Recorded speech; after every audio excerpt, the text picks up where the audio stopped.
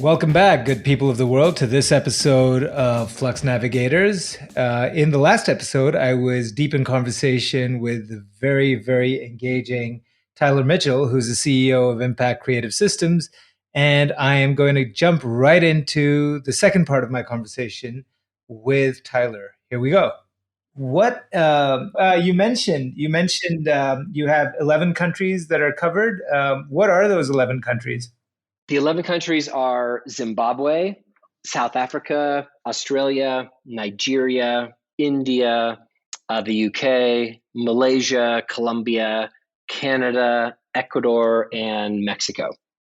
Oh, wow. That's really super diverse. I love also the fact that you have a special emphasis on, well, maybe not a special emphasis, but you have good representation from Africa as well, which I'm particularly excited about because I feel like that's just emerging in terms of getting those stories out to the world. And are these specific accelerator programs that you had for all these countries, or do you just have writers in these from these countries? The only accelerator that we've had for a specific country was Australia, because we got approached by Film Victoria and Screen Australia because we in our first two impacts, one and two, which again were open to anybody in the world. There were Australians represented in each of them, and they kind of had overnight success. There was a writing team, Linda and Steve, and Phil Denson in different impacts who had really tremendous success, kind of launching out of impact. And so the Australian government, who really supports the arts and artists in the film business, said, wow, we want more of our artists to cross over into Hollywood in the United States, and you're doing tremendous work. Could we partner to do something just for Australia? So Australia is the only country that we've done a specific accelerator for to date. But yeah, when you talk about Africa, I mean, it's so exciting what's happening in countries like Nigeria and South Africa and Zimbabwe, and actually I would say two of our greatest success stories are Godwin Jabangwe, who was in Impact One, who worked with Kate Purdy on this incredible animated musical called Tunga that sold to Netflix in a 4-way or 5-way bidding war, for 6 figures. And he had no credits to his name at that time. And I have my fingers crossed that movie is actually going to get made. It's a beautiful story. I'm so excited, for Godwin and his journey.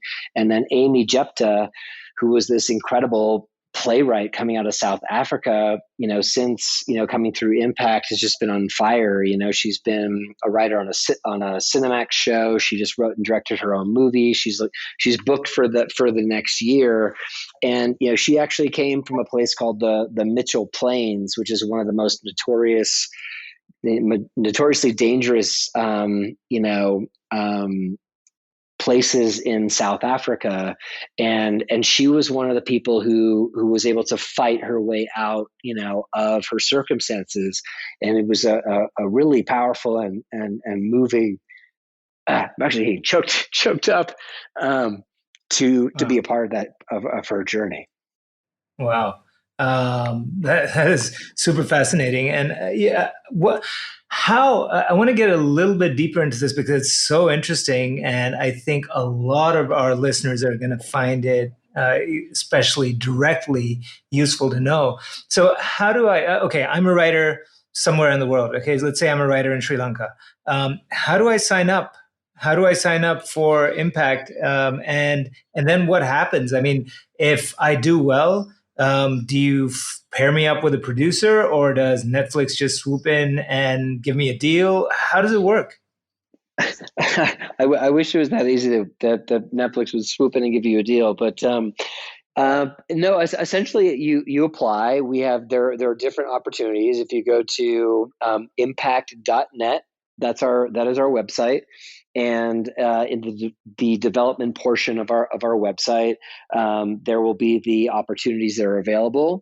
We've completed, our Netflix deal was to find movies in 4 genres for a year.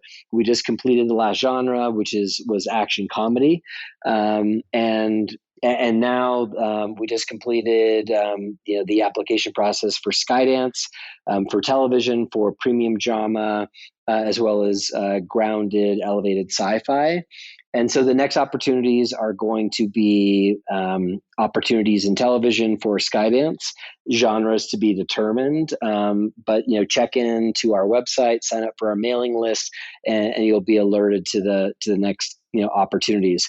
And what Impact is, what we are trying to do is democratize access to opportunities, for whether it's for new movies and new projects like we're doing for Skydance and Netflix, or, we just partnered with Imagine on our first open writing assignment. They had this idea for a really funny basketball comedy, kind of in the vein of School of Rock meets Moneyball.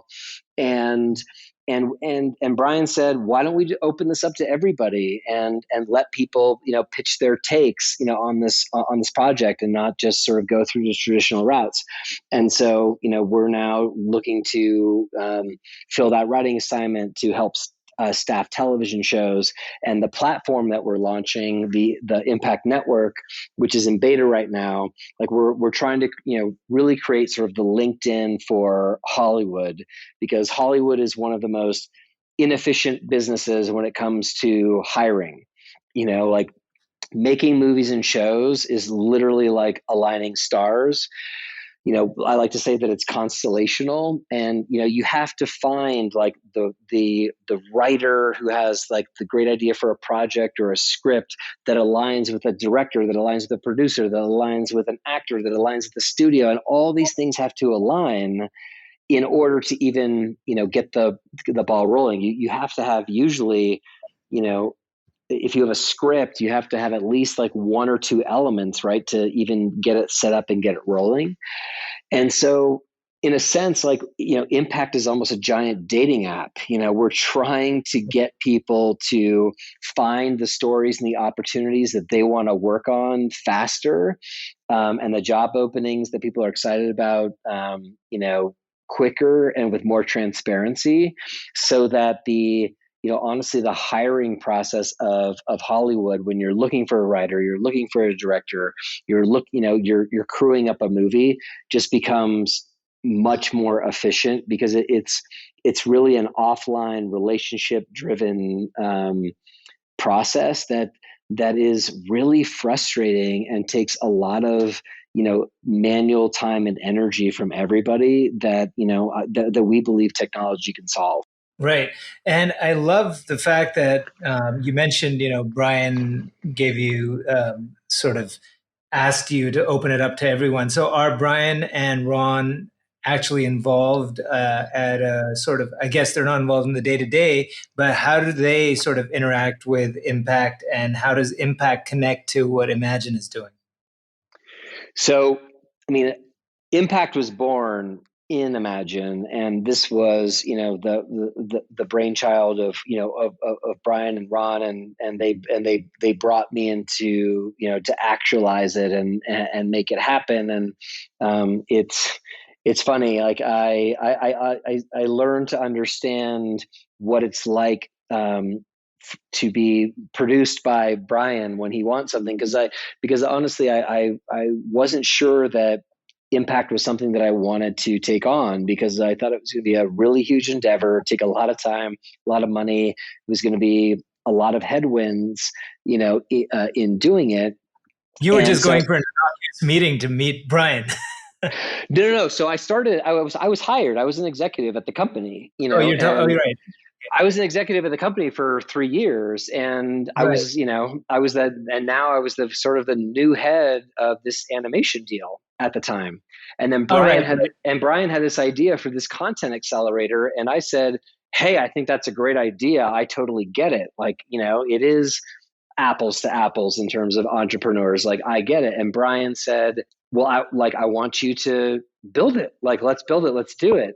And I said, "Wow, well, it's a big risk. I'm gonna have to walk away from all these. There were a lot of things involved that was like, again, no one believed in it, in this idea, except for kind of Ron, Brian, and I, and so they're incredibly persuasive and convincing, as you can imagine. And so I took it on and built it and took the risk. And I'm so happy that I did. And I'm so happy that they, pushed me to take it on. And there's lots of stories behind that.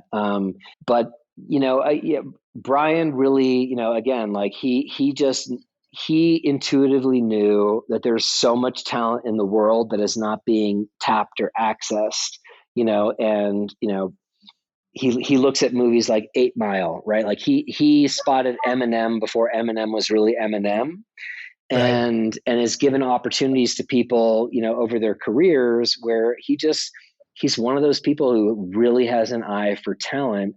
And I thought, wow, if we can harness that ability to spot talent, it would be really powerful and could democratize this artistic business in a way that's never been done before. Right. And that's yeah, I heard that story about, I think I heard maybe it was on Tim Ferriss or something, where I heard Brian talk about the whole Eminem experience. Another story that I found really fascinating was about how he ended up sharing ice cream with Princess Diana, Yeah. from the same bowl. I love that story. Yeah. Yeah, it was a great Um, one. That was in his book.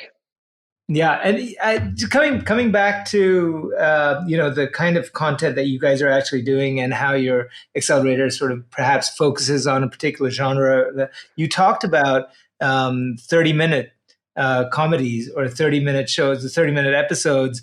Stuff like WandaVision and Schitt's Creek, and the sort of reemergence of that format.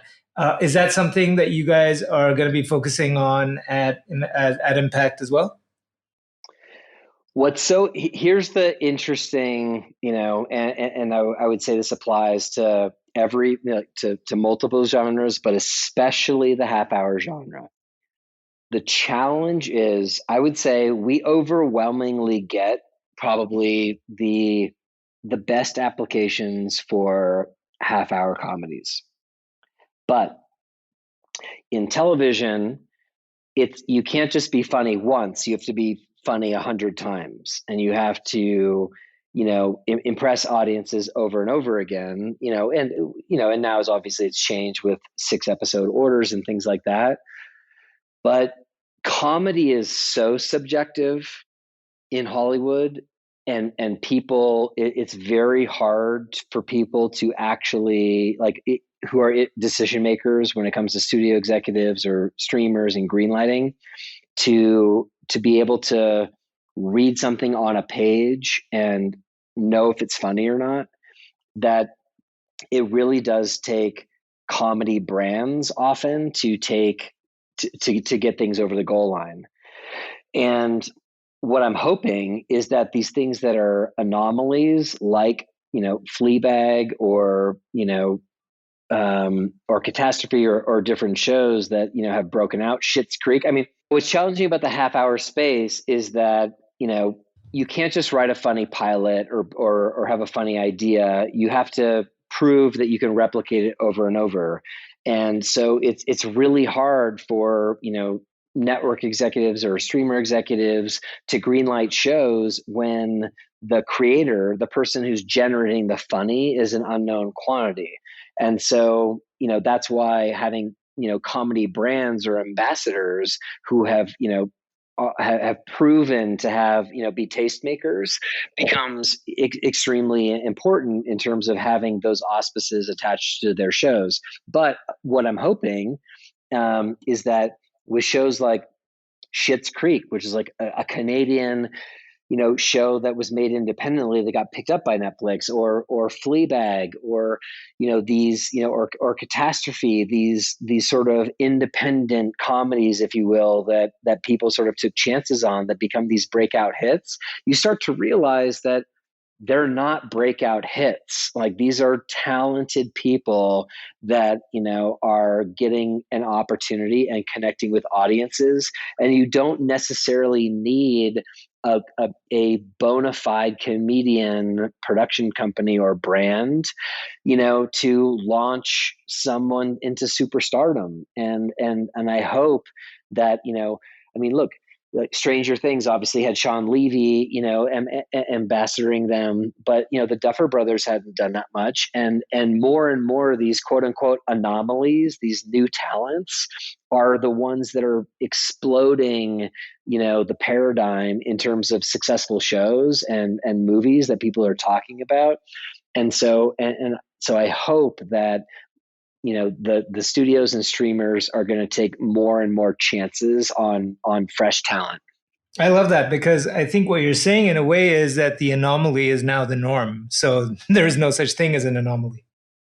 Exactly right. I mean, I remember when I started in the business, there's a lot of old adages, but someone would said there was a screening of a movie, and and somebody walked out and said, to an executive, "Hey, what do you think?" And the executive said, "I don't know. I don't know what everybody else thinks yet."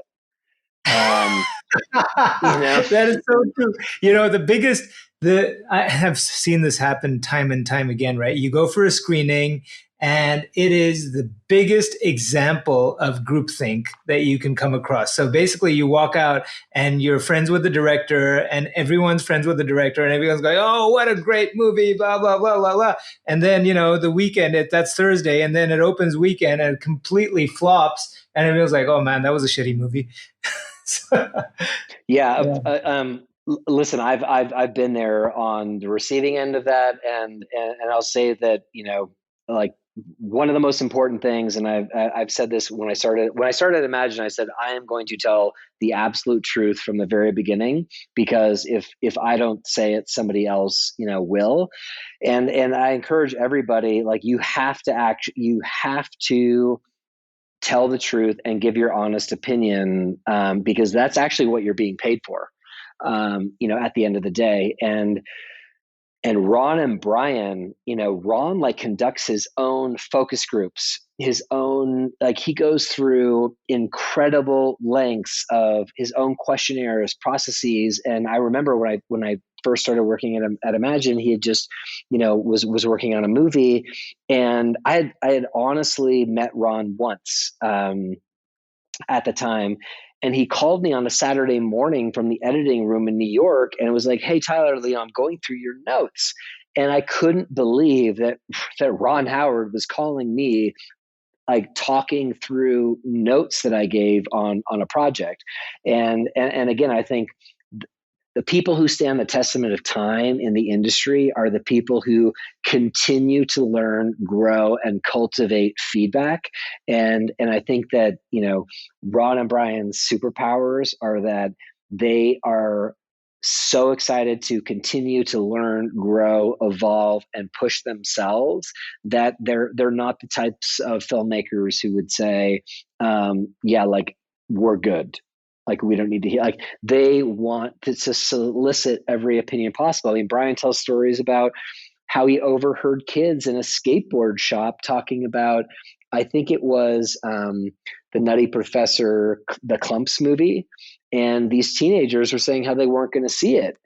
And he was like, "Hey, like, oh, like, you guys aren't going to see the movie. Like, how come? Why aren't you excited about it?" And they said, "Oh, well, there's a bunch of old people in it." And that was true. It was the Clumps. It was about the family. And so Brian called, the head of Sony and said, "We need to change the marketing campaign. Kids aren't going to see the movie. We have to put young Eddie in in the movie." And so they really listen to people, and they court your opinion, and they really want to know the truth, always. And I think that is what is one of the many things that's made them very successful over the years.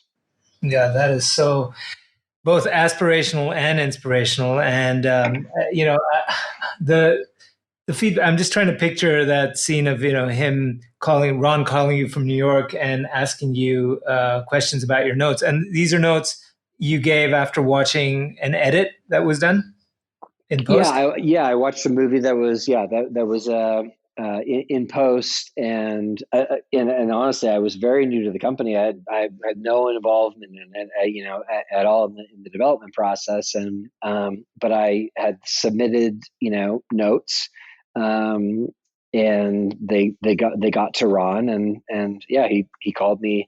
I remember it was pretty early. It was like 7 in the morning on Saturday. And, one of the things people should also know about the entertainment industry, I thought that when I got to Imagine, I was like, wow, like now I'm in like movies are going to get made. I have Ron and Brian are superstars in the industry, and things will happen. And the truth is that it almost even gets harder. And Brian and Ron outwork every person in the entire company. They're kind of like Rafael Nadal and Roger Federer, who just don't, age and just keep wanting to hit the tennis ball, every single day. Like they have such a drive and a passion for it that, yeah, it was like 7 in the morning on a Saturday, and Ron called me, and while I was in bed, and it was literally like, hey, it's Ron Howard, and I was totally in shock.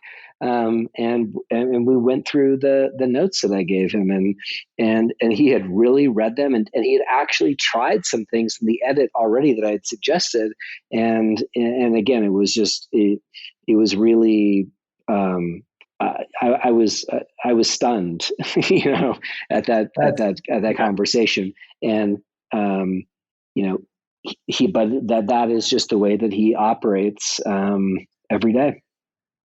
No, that's absolutely amazing. And, I've never met either of them, but I have listened to and watched a lot of, apart from stuff that they've produced and directed, I have listened to and watched a lot of stuff that they have said. And the one thing that shines through about both of them is they're both very different personalities. Ron is much more, at least comes across as much more reserved. Brian's got the crazy hair. I've even watched Brian speak at a couple of conferences and things.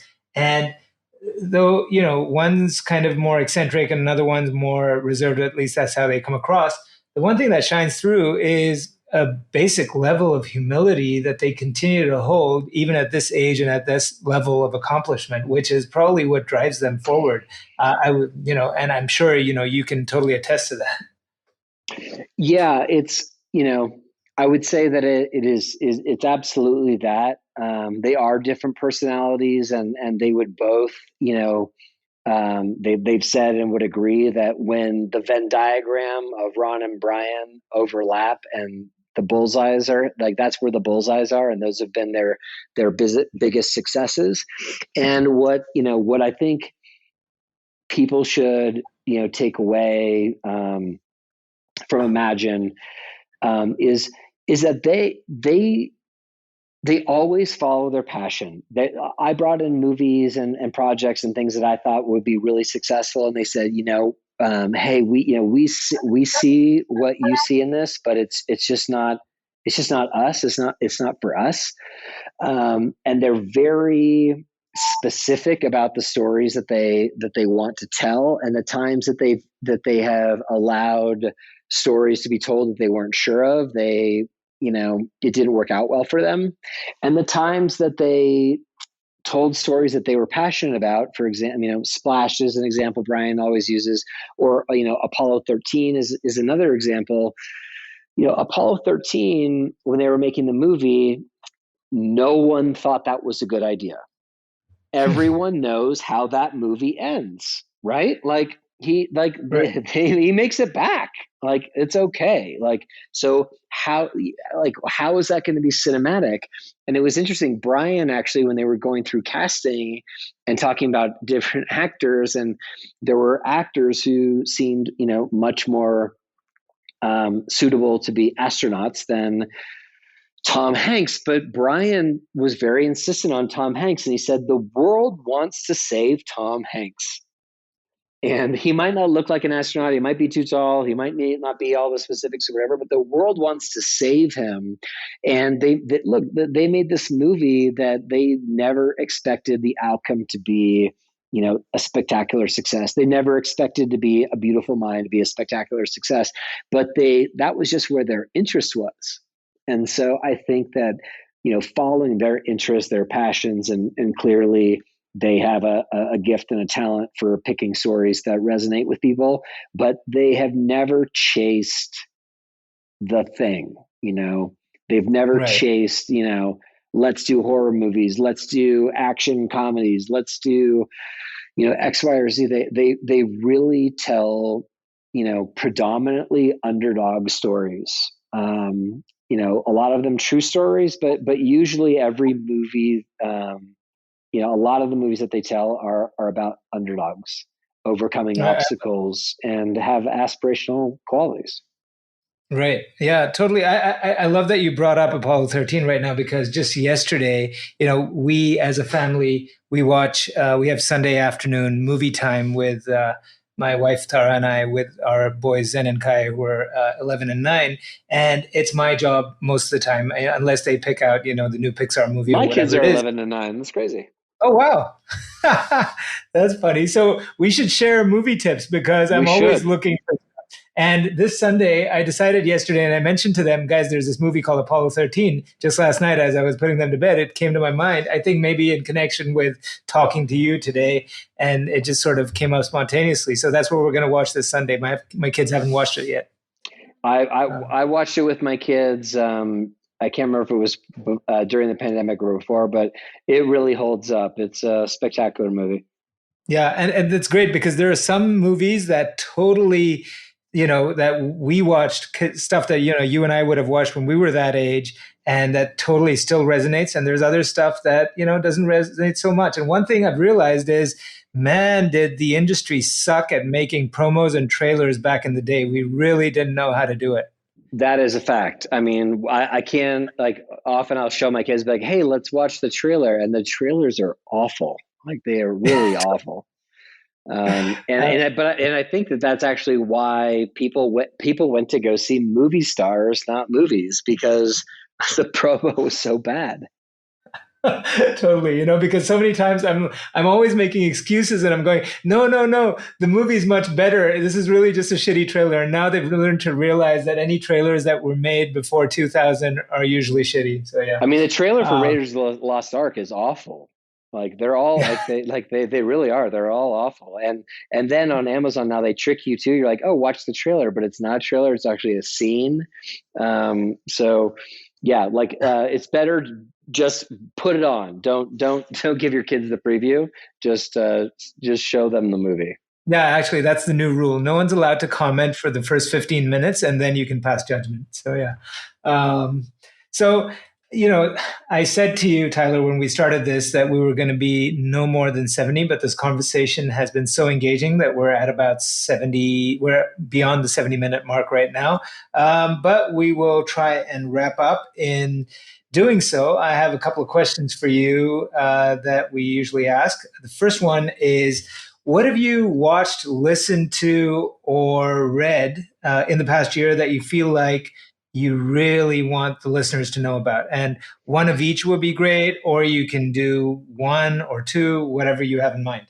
Okay. Well, I mean, I would say for me, I like to read things. The people who work at Impact, one of the qualities that we look for are people who are infinitely curious or infinite learners. I think Barry Diller might have coined that phrase, infinite learners, or and so I'm always looking to learn. And some of the best books that I've read recently were Range by David Epstein, which is about how generalists triumph in a specialized world. That was an amazing Absolutely. book. Yeah, I read that. Did I'm a you big like it? fan of. I loved it. I'm a big fan of that. I always say to people, I had an assistant who started to work for me about 10 years ago, and he was really good. And then he was like, but my dad is kind of wanting me to change and do something else because he said you have to learn a trade. I said, what are you, a carpenter? The world belongs to the generalists. What do you mean I need to learn a trade? So, anyway, so yeah, Well, that resonated with me. no, but it's funny. Like I kind of grew up a jack of all trades, master of none, and I could always, compete or hang in many different things, whether it's, chess or extreme skiing or sports or movie knowledge or, essay writing, but I was never the best at anything. And I'll be honest, like I did feel just sort of like I was mediocre on a lot of levels. And when I read this book, which maybe one of the reasons I like it, it is sort of self validating in that people who have knowledge bases across multiple disciplines, you're able to make connections that other people don't naturally make. And so I do think that has become a skill that I've realized, especially as a producer, especially as an entrepreneur, that's very valuable. I Um, totally, you know, totally hear you. And actually, that's the complete foundation of the basis, or the basis of the philosophy of a liberal arts education, which I think is amazing, which has only started to emerge in India more recently, but has been in, sort of mainstay in the US for so long. So I totally agree with you. Yeah, I mean, on that same note, Originals by Adam Grant, I thought was a really interesting book. The Inevitable by Kevin Kelly, the author of Wired, I really enjoyed. Um, I got into Stoicism a few years ago, and I really Yeah, me liked the too. book. Oh yeah, Yeah. are you a Seneca or Marcus Aurelius person? I think more Seneca, but I'm actually, if I, to be honest, I'm sort of more into pop stoicism. I would say I'm more of a Ryan Holiday person at the moment still. Well, Ryan is a Marcus Aurelius person. Yeah. He's biased toward, yeah, and I like Ryan too, and I've read his books. The Obstacle is the Way is a great book.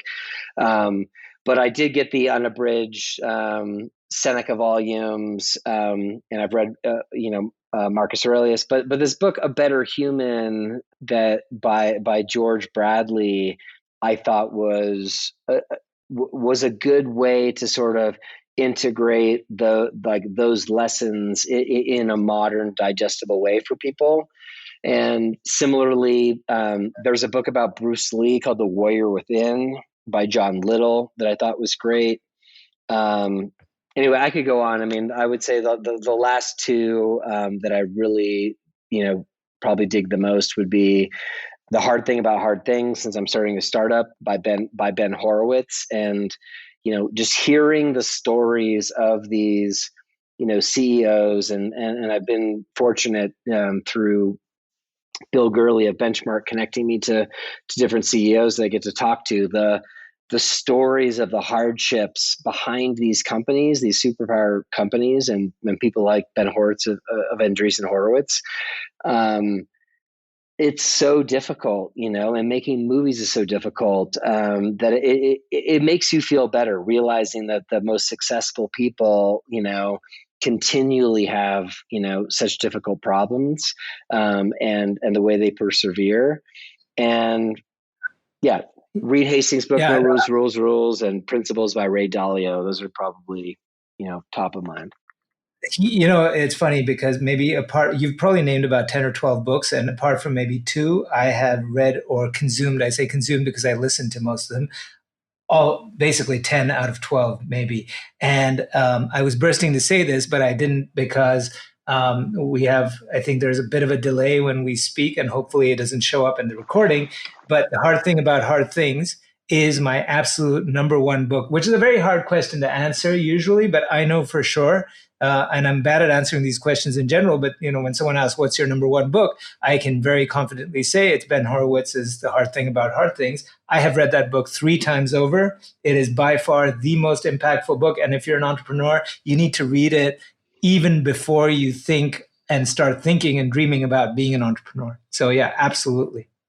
I 100% agree, and I've been fortunate enough to meet Ben through Brian, and yeah, it's um, one of the things that we did on we ended up launching a podcast off of our speaker series that was essentially, I ended up calling like demystifying the icon, is when people like Ben and his book and the interviews, some of the interviews that we've done, these superstars are so vulnerable with what they went through. I think that is the thing that is the most inspiring to anybody, is that like it wasn't easy for Ryan Murphy. It wasn't easy, for Brian. It wasn't easy, like it wasn't easy for Ben.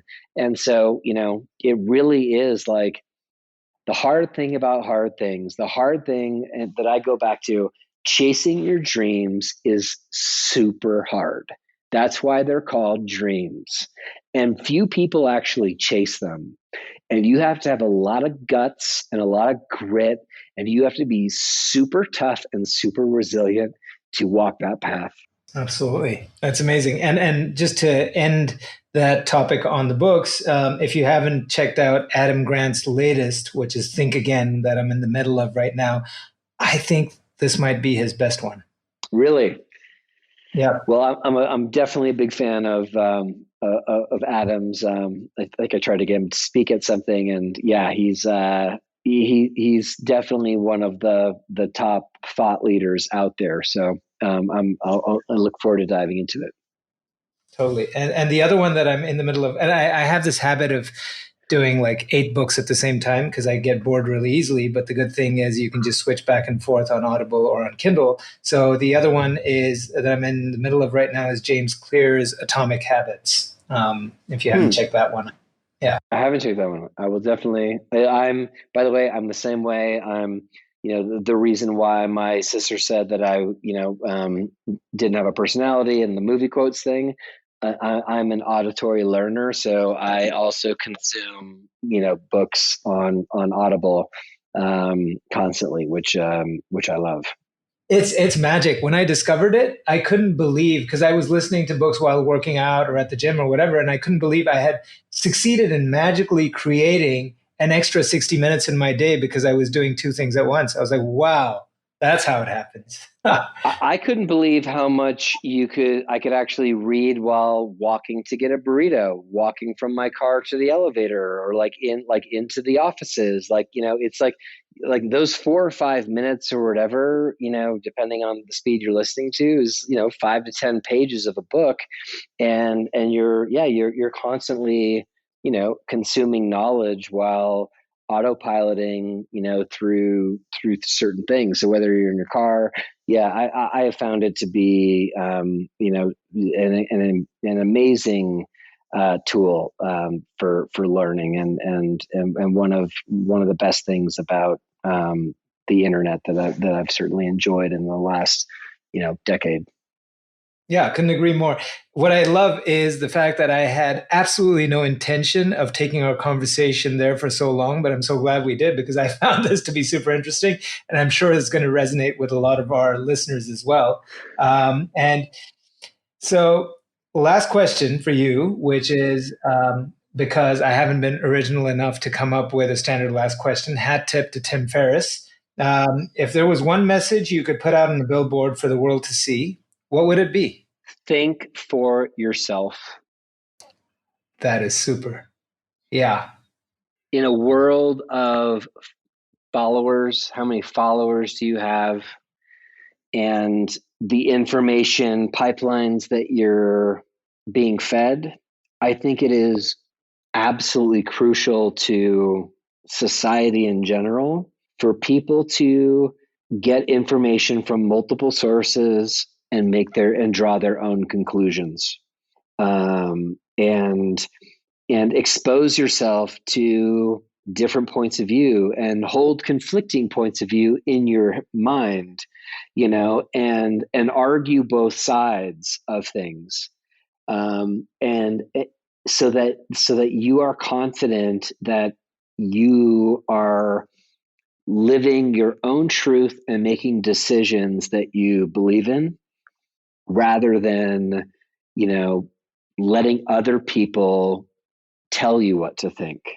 And I really believe that if everyone, thinks for themselves, and takes the time and energy to, not just hear one thing, but then hear that thing and then research three or four different ways that story is told, that the world would be a better place.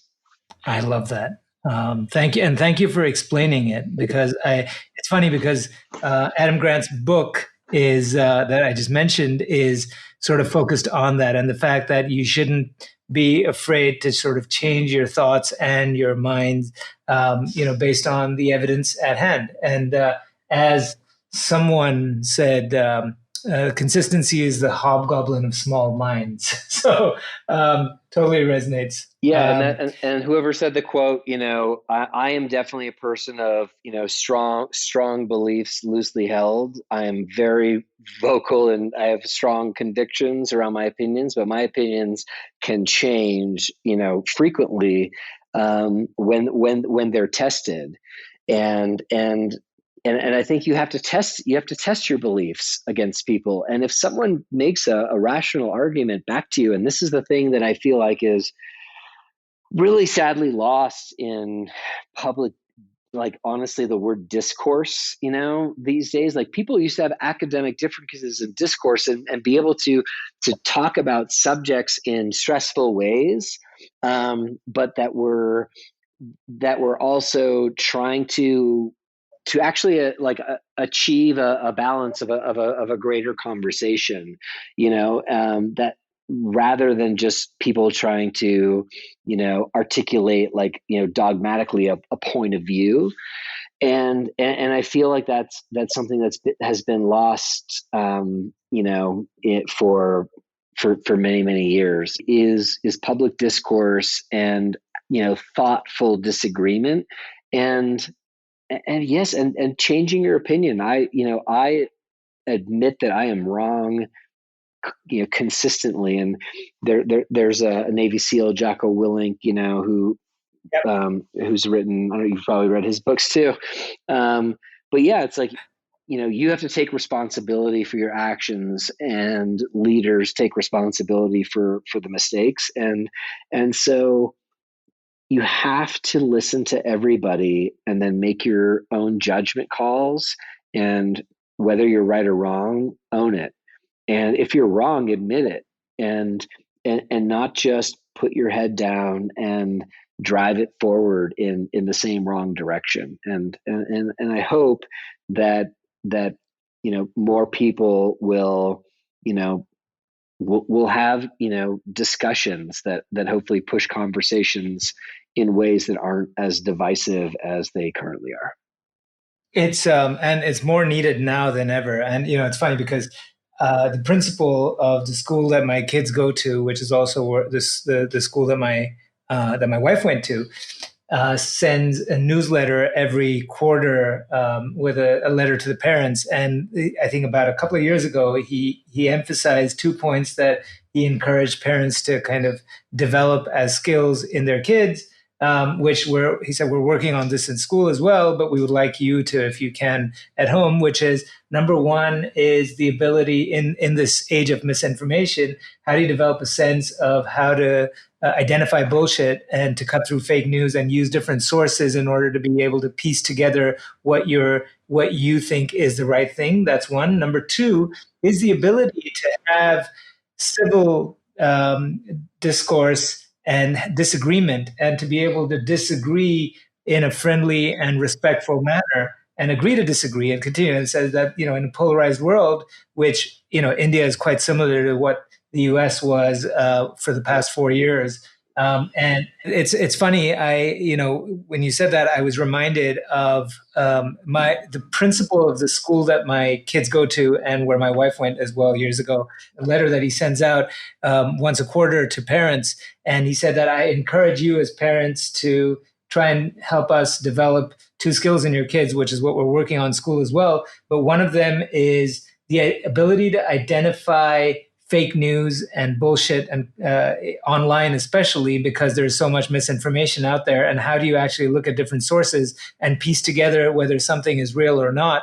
That's one. And the second is to hone the ability to have conversations with opposing points of view where you're able to do that in a friendly and civil manner. And it, all the more important, obviously, it's been super important with the way that the world is. And India is very much fragmented and very much like the US was for the past 4 years in terms of opposing political views, et cetera. And so it becomes all the more important in this age. So I really like, what you just said. I